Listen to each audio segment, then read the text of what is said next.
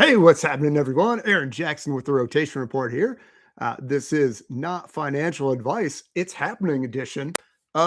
Real interesting news to start this week. Lots going on, with the Iran war. South Korea, okay, so one day they have energy rationing, one day they're talking about QE already. So that's really interesting. But the big thing that happened that I don't know is getting enough press. Uh, OpenAI shut down their video app Sora, and apparently this was one of the most popular apps in the App Store. But why does that matter? Who cares, right? Well, we care because basically, the AI video is so much more compute intense than any of these chatbots. We got the people with their open claws and their Claude coworks, and they're scraping the internet and they're just doing all these tasks.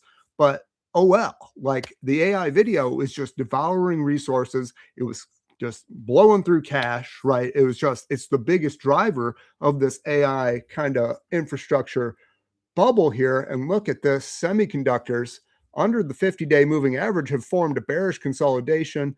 Now, we don't want to be bearish all of semi, but for now, extreme extremely good odds that a further move lower is coming.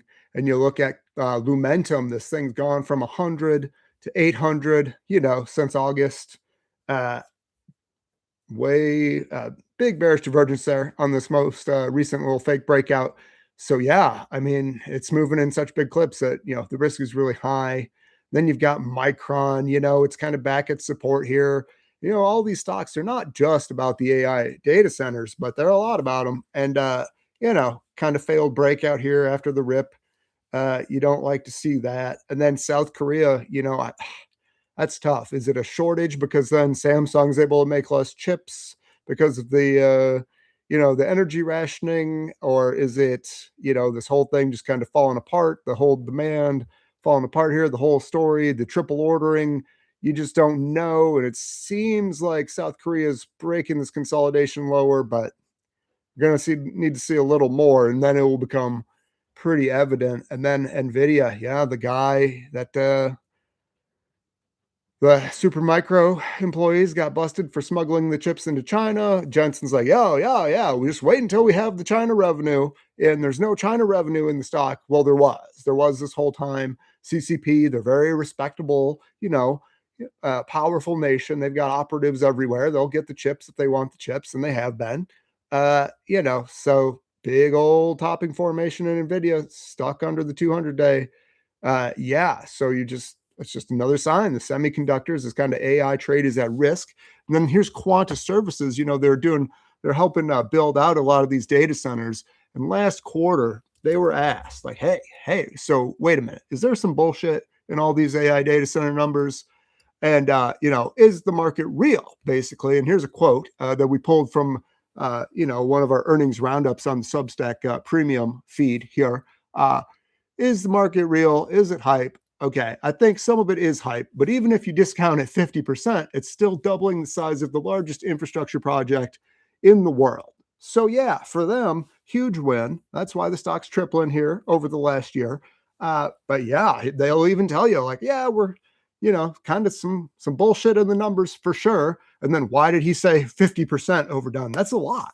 That's a lot. So we're going to have a point here where this is just kind of unwinding, and you can see the stock's finally starting to react to this bearish divergence that's popped up since that earnings report. You would expect, pretty decent sell off here. You'd be lucky if it only goes to the 50-day, I would say, probably more like top of this prior base here, but time will tell. And then Seagate was another one. Yes. So let's dig into the Seagate note. Man, really wild note that really, puts it into perspective here. For example, with a 1-minute AI video is 20,000 times larger than a 1,000 word text file. So that's why you care about OpenAI shutting down the Sora. And by the way, this makes me a lot more positive on OpenAI and anybody who owns some OpenAI at this point, because wow, they were just destroying resources, destroying capital. Now it's a lot better value proposition when they're actually working on more productive shit. Anyways, you can see it was just kind of these moves and a lot of these stocks were, it was obviously the bottom in Liberation Day, but they really just take off here in the middle of last year as the AI video took off. And then that was when Oracle had that massive bookings deal from OpenAI here in September, right? That big move because they're like, oh, we're just going to be able, get all this revenue and all this growth off the AI video. So we're just going to and get the funding and we're just going to, lock that in here. So think the market's healing, but that's not healing for semiconductors. It's gonna take an unwind probably. And then boy, been talking with a lot of people and the consensus is we're hey, oil producers, the energy stocks can't wait to buy the energy stocks after this war is settled up. Meanwhile, today we've got 12 was that 12-year highs, 11 and a half, 12-year highs in XOP. And now you're like, wait a minute, this thing has now completely officially broken out of this 11-year bottom. Holy shit, is it just going to keep going? It might, because I think we're all just like, oh yeah, can't wait to reload on the dip here. So that seems not great. And then Bitcoin, crypto, boy, let me tell you, this is the party that no one is at. It is the old party here. Boy, you'd think back here early March, hey, it's breaking above this key resistance. It's going to break out. Oh, break down. Maybe it's a fake breakout. Maybe it's going to roll over. Oh, breaks out again. Nothing. Break down again. Nothing. But now these old resistances are back in play, holding here. So if all the country, all the various countries, everybody's broke now with this energy shortage and they got to spend on their economies and getting their fuel in. And it's just kind of the reverse QE in effect here. Well, shit, maybe these things are really starting to roll over. You don't want to get excited about it until you get really below this low here from earlier in the week. These are the average prices off of this low. So as long as that holds, I think a lot of people are going to be like, no, the average price is holding up. So you want to own it. But I think bigger picture is like, this thing was massively oversold. All these things were massively oversold. They're dead. No one's left at the party. But you don't want to get negative until you take out these recent lows. So that'll do it for me today. And shout out to you, YouTube crowd, the community. Man, been a long month. I haven't been posting here. Shitty month. Gonna try to get back here, do it a little more frequently.